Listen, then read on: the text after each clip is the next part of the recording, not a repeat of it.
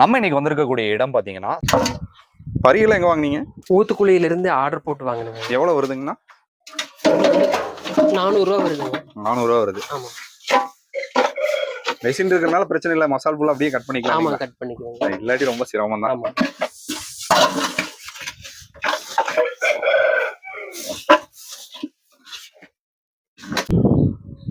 அப்ப கடுத்தாரையில் வச்சுக்கலாங்க.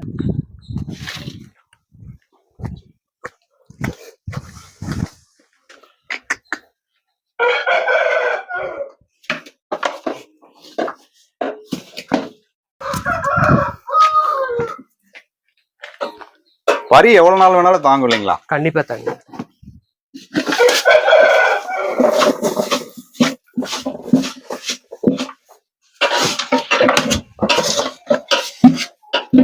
டைமுக்கு சாப்பாடு கொடுக்கலன்னா அவ்வளவுதான், மாடு டென்ஷன் ஆயிரும். ஆமா, அது நேரத்துக்கு கண்டிப்பா கொடுக்கணும்.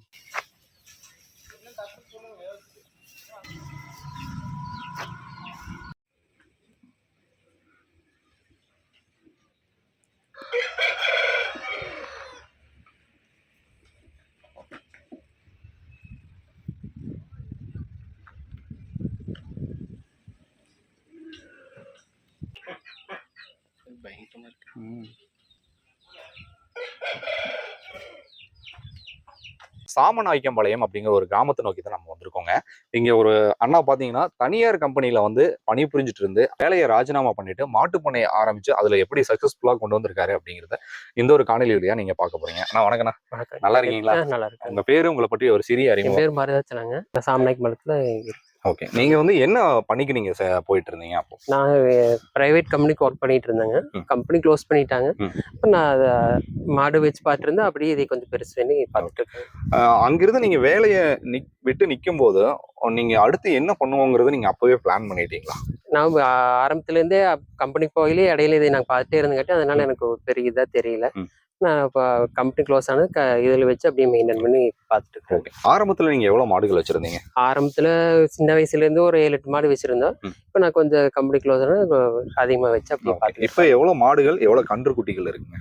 மாடு ஒரு 15 ரூபாய் இருக்குங்க. கண்ணுக்குட்டி ஒரு 10 ரூபாய். 10, கிட்டத்தட்ட ஒரு 25 மாடுகள் நம்ம கிட்ட வச்சிருக்கீங்க. என்னென்ன இன மாடுகள் நம்ம கிட்ட இருக்குங்க? ஜெர்சி, அப்புறம் சிந்து, கிராஸ், இது மாதிரி மாடு இருக்கு. அவ்வளோதான். கலப்பினமா நீங்க எல்லா மாடுகளையும் சேர்த்து தான் நீங்க பண்ணிட்டு இருக்கீங்க. எவ்வளவு லிட்டர் பால் வந்து ஒரு நாளைக்கு நீங்க எடுக்கிறீங்க? ஒரு நாளைக்கு 100 லிட்டர் இந்த ரேஞ்சில். 100 லிட்டர் பால் வந்து இப்போ எத்தனை மாடுகள் கறவை மாடுகளா இருக்குங்க? இப்போ கறவை பார்த்தீங்கன்னா ஒரு 10 மாடு இருக்குங்க. 5 மாடு நின்றுச்சு. மறுபடியும் இப்போ மாற்றி ரொட்டேஷனா அப்படி வந்துட்டு இருக்குங்க. அவ்வளோதான். 10 மாடுகள் கறவை மாடுகள். ஒரு நாளைக்கு ஒரு மாடு வந்து மினிமம் ஒரு 10 லிட்டர். 10 லிட்டர் கரெக்டா. காலையில 100 லிட்டர், மாலை 100 லிட்டர். இல்ல 2 நேரம் சேர்ந்து 100 லிட்டர். ஆனா ரொம்ப குறைவா தான். எதனால இந்த ஒரு கோடை காலங்கள்னால கம்மியா இருக்குங்களா? கண்டிப்பா கோடை காலங்கள்னால கம்மியா இருக்கும். அப்புறம் மாடு பாத்தீங்கன்னா எல்லா மாடும் ஒரே இதா கறக்காது. ரொட்டேஷன் வைஸா ஒரு மாடினும் ஒரு மாடினாது அந்த அந்த ரேஞ்ச் பார்த்து அந்த மாதிரி நீங்க மிக்சிங் பண்ணி தான் நீங்க பண்ணிட்டு இருக்கீங்க. சரி, இப்போ மாடுகளுக்கு வந்து நீங்க கிட்டத்தட்ட ஒரு 15 மாடுகள் பெரிய மாடுகள் நீங்க சொன்னீங்க. இப்போ நீங்க மட்டுமே இங்க பணி புரிஞ்சுட்டு இருக்கீங்க, உங்க ஃபேமிலியும் உங்களுக்கு சப்போர்ட்? அம்மா, அப்பா, நானு 4 பேர், தங்கச்சிங்க எல்லாம் இருக்காங்க. டோட்டலா சேர்ந்து எல்லாம் பண்ணிட்டு இருக்கோம். எல்லாருமே உங்களுக்கு சப்போர்ட் பாருங்க. எங்க நீங்க பால் ஊத்திட்டு இருக்கீங்க? பால் ஹட்சன் சொசைட்டிக்கு வரும், அதுவாக ஊருக்குள்ள ஊத்திட்டு இருக்கோம். நீங்களே டைரக்ட் சப்ளை பண்ணிட்டு. இப்போ நீங்கள் டைரெக்டாக சப்ளை பண்ணுறதும் ஹட்சன் சொசைட்டி, அதாவது பிரைவேட் சொசைட்டிக்கு நீங்கள் பால் ஊற்றுறீங்க. இங்கே வந்து ஒரு 40 ரூபாக்குள்ளே போகும். ஆனால் நீங்கள் டைரெக்டாக சப்ளை பண்ணி கன்ஃபார்மாக ஒரு 50 ரூபா ரேஞ்சில் நீங்கள் கொடுப்பீங்க. அப்போ எது உங்களுக்கு லாபகரமாக இருக்கு? லாபகரமாக இருக்கிறன்னு பார்த்தீங்கன்னா ஊருக்குள்ள ஊத்துறது தான். என்னால ஹட்சனுங்கிறது வந்து வாரமான கரெக்டாக காசு வந்து ஊருக்குள்ளனா அது அப்படி காசு வராது. ஏன்னா நம்மளுக்கு அந்த டேட்டுக்கு வராது. ஒவ்வொருத்தர் ஒரு நாள் ஒவ்வொரு டைம் கொடுப்பாங்க. இந்த சொசைட்டிங்கும் போது 10 நாள்னா 10 நாளுக்கு ஒரு நம்மளுக்கு அமௌண்ட் வந்துடும். ஸோ நம்மளுக்கு ரொட்டேஷன் பண்றது கண்டிப்பா அமௌண்ட் வந்தாதான் உங்களால ரொட்டேஷன் பண்ண முடியும். இந்த 15 மாடுகள் பிளஸ் 10 கன்றுக்குட்டிகளுக்கும் நீங்க வந்து கண்டிப்பா சூப்பர் நேப்பியர் நீங்க பயிரிட்டு இருக்கீங்க. அதாவது கோஃபோர் வந்து நீங்க பயிரிட்டு இருக்கீங்க. எவ்வளவு ஏக்கர்ல நீங்க பயிரிட்டு? 1 ஏக்கர். 1 ஏக்கரா? ஸோ இந்த மசால் புல்லு வந்து வெட்ட வெட்ட வளர்ந்துகிட்டே இருக்கும். அதனால உங்களுக்கு பிரச்சனை இல்லை. அது போக நீங்க வேற என்னென்ன தீவனங்களுக்கு நீங்க செலவு பண்ண வேண்டியதா இருக்கு? மறுபடியும் பாத்தீங்கன்னா வைக்கோல் வாங்குவாங்க. அப்புறம் சோளத்தட்டு, மஞ்சள் சோளத்தட்டு, இது மாதிரி வாங்கிட்டு இருப்போம். இடையில நீங்க வாங்கி அந்த தீவனங்களுக்கு மட்டுமே நீங்க செலவிடக்கூடிய தொகை எவ்வளவு? தீவனம் வருஷ மாசங்களா நான் ஒரு மாதத்துக்கு பாத்தீங்கன்னா இப்படி இருந்தா ஒரு 10 ரூபா range. 10 ரூபா ரேஞ்சுக்கு. ஸோ இதுல கிடைக்கக்கூடிய வருமானம் எவ்வளவு வருதுங்க உங்களுக்கு? இப்ப பாதிக்கு பாதின்னு வச்சுக்கோங்க. ஒரு 50,000 வருதுன்னா 25,000 மாட்டுகளுக்கு செலவாகி 25,000 நம்மளுக்கு வரும். உங்களோட அவ்வளவுதான். அதாவது நீங்க வந்து 22,000 ரூபாய் நீங்க வந்து கடை இறுதியா நீங்க வேலை செஞ்ச போது நீங்க வாங்கின சம்பளம்னு நீங்க சொன்னீங்க. ஆமா. அப்போ உங்களுக்கு ஒரு 50,000 ரூபாய் வந்தா ஒரு 20 to 25,000 ரூபாய் இதுக்கு நீங்க செலவு. செலவு ஆனா எல்லாமே ஈக்குவலா தான் இருக்கு. ஆனா என்னன்னா இது உங்களுடைய சொந்த தொழில் அவ்வளவுதான். ஒரு மாதம் உங்களுக்கு அதிகமாகவும் கிடைக்க வாய்ப்பு இருக்குங்களா? அதாவது மாட்டு வந்து எல்லாமே கறவை மாடா இருக்கும். அப்படி இருக்கிறதுக்கு வாய்ப்பு இருக்கு. நம்ம அதாவது நம்ம உழைப்புக்கு ஏத்த வருமானம் நம்ம அதுக்கு எக்ஸ்ட்ரா போட்டோம்னா எக்ஸ்ட்ரா நம்மளுக்கு கண்டிப்பா கிடைக்கும் வாய்ப்பு இருக்கு. இப்போ மாடுகள் மட்டுமே நீங்க வளர்த்துட்டு இருக்கீங்களா? அது கூட நீங்க கோழி, ஆடு அந்த மாதிரி ஏதாவது? கோழி வளர்த்திட்டு இருக்கேங்க. எவ்வளவு நாட்டுக்கோழி இருக்குங்க? நாட்டுக்கோழி ஒரு 30 மேல இருக்கு. அதை நீங்க விற்பனைக்கு கொடுக்குறீங்களா? கண்டிப்பா கொடுப்போம். அந்த தொழிலையும் சேர்த்து பண்ணிட்டு இருக்கோம். விவசாயம் வேற என்ன பயிரிட்டு இருக்கீங்க? எதுவும் இல்லை, மாட்டுகளுக்கு மட்டும்தான். வேற எதுவுமே கிடையாது. மாடுகளை மட்டுமே பராமரிக்கிறீங்க. சோ இதுக்கு செட்டு வந்து நீங்க பாத்தீங்க தகர செட்டு தான் நீங்க போட்டிருக்கீங்க. சிம்பிளா ஒரு எத்தனை அடி இருக்குங்க? ஒரு 35 அடி இருக்கு. 35 அடியில சிம்பிளா அமைச்சிருக்கீங்க. இது பெருசா நீங்க செலவு பண்ணல? எவ்வளவு செலவு பண்ணிருக்கீங்க? இதுக்கு ஒரு 30,000 பக்கம் பண்ணிருப்பாங்க. பரப்பளவு வந்து நம்மளுடைய மாட்டுப்பண்ணைக்கு மட்டுமே நீங்க எவ்வளவு பரப்பளவு இதுக்காக செலவிட்டுருக்கீங்க? ஒரு 30 சென்ட் இருக்கு. அவ்வளவுதான். சிம்பிளா நீங்க பண்ணிட்டீங்க. மேல வந்து தென்னை மரம் இருக்கிறது வந்து உங்களுக்கு ரொம்ப வசதியா இருக்கும். மாடுகளுக்கு நிழல். வெளியே நீங்க மேய்ச்சலுக்கு நீங்க விட்டுறீங்களா? இல்ல மேய்ச்சலுக்கு விடுவாங்க. மேய்ச்சலுக்கு ஒரு காலையில கொஞ்சம் கட்டுத்தரையெல்லாம் கொஞ்சம் ஒன்றா இருக்க வேண்டி மேய்ச்சலுக்கு கொஞ்சம் விடுவாங்க. அது காலாரம் நடக்கிறதுக்காக. மாடு பால் உற்பத்தி அதிகப்படுத்துறதுக்கு என்ன முறைகள் வந்து நீங்க கையாளுறீங்க? அது பால் அடர் தீவனங்கிற மாதிரி பருத்தி கொட்டைங்க, புண்ணாக்கு, அப்புறம் பைப்பாஸ் தீவனம், கலப்பு தீவனம், இது மாதிரி எல்லாம் மக்காச்சோள தவிடு இது மாதிரி எல்லாம் கொடுத்துட்டு இருக்கேன். இதெல்லாம் கொடுத்தாதான் நமக்கு பால் அதிகமா, இல்லைன்னா பால் வந்து அதிகமா.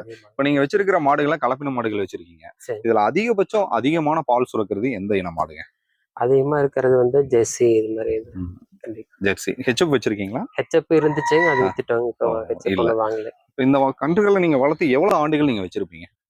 கன்றுகள் கிட்டத்தட்ட பாத்தீங்கன்னா இதெல்லாம் 15 வருஷத்துக்கு மேல இருக்கு. வயசாயிருச்சு. இப்போ நாங்க போடுற கண்குட்டியே வச்ச மாட்டுகளுக்காக நாங்க யூஸ் பண்ணிக்குவோம். போடுற கன்றுகளையே நீங்க வச்ச மாடுகளுக்கு யூஸ் பண்ணிக்கிறீங்க. நீங்க வெளியே எல்லாம் வாங்குறது இல்ல? வெளியே ஏதோ 1-2 வாங்குவேன். மேக்சிமம் மாட்டு கண்குட்டிகளே அதை வச்சு. சரிங்க. இப்ப இந்த மாடுகளை விற்பதன் மூலமா அதுலயே ஒரு வருமானம் ஈட்ட முடியுங்களா? நீங்க வளர்த்து வைக்கிறது அது மாதிரியே நாங்க பண்றது இல்லை. அப்படி பண்றவங்களுக்கு தான் கேட்டது. ஆனா நீங்க இந்த பாலுக்காக மட்டுமே நீங்க பயன்படுத்திட்டு இருக்கீங்க. ஓகே. இப்போ நீங்க சினைக்கெல்லாம் என்னென்ன மாதிரி முறைகளை கையாளுறீங்க? நாங்க டாக்டர் தான் வந்து அவங்க இன்ஜெக்ஷன் தான். நீங்க காலை எதுவும் பயன்படுத்தல. சோ ஒரு சில மாடுகள்லாம் சினை பிடிக்காம சில மாடுகள்லாம் இருக்கும். உங்களுடைய அனுபவத்துல கேக்குறாங்க சார். அப்போ வந்து அந்த சினை பிடிக்காத மாடுகளுக்கு நீங்க என்ன முறைகளை நீங்க கையாளுறீங்க? டாக்டர் சொல்லுவாங்க இந்த மாதிரி மருந்து கொடுத்தா இதாயிரும் அப்படின்னு சொல்லிட்டு அவங்க சொல்றதே நான் ஃபாலோ பண்ணி அதுக்கு தகுந்த மாதிரி பண்ணிக்கிறோம். ஆனா கண்டிப்பா மருத்துவமனையை அணுகி மருத்துவருடைய ஆலோசனை டாக்டரை ஃபோன் பண்ணி இங்கே வந்துருவாங்க. அப்புறம் அவங்களே பார்த்து சொல்லுவாங்க. அது தகுந்த மாதிரி. ஓகே. நம்மளுடைய செட்டை ஒரு பார்வை பார்க்கலாங்களா? வாங்க. இப்போ நம்மளுடைய செட்டு இதுதான் இல்லைங்களா? இப்போ இந்த செட்ல மட்டும் எத்தனை மாடுகள் நீங்க கட்டியிருக்கீங்க? இப்போ ஒரு 10 மாடு கட்டியிருக்கோம். 10 மாடுகள் நீங்க கட்டியிருக்கீங்க. அந்த 10 மாடுகளுக்கும் இந்த ஒரு சிம்பிளான ஒரு செட்டே போதுமானது. ஆமாங்க. கட்டாந்தரையில பறக்கிற மாதிரி தான் மாடுகளுக்கு நீங்க செட் பண்ணிருக்கீங்க.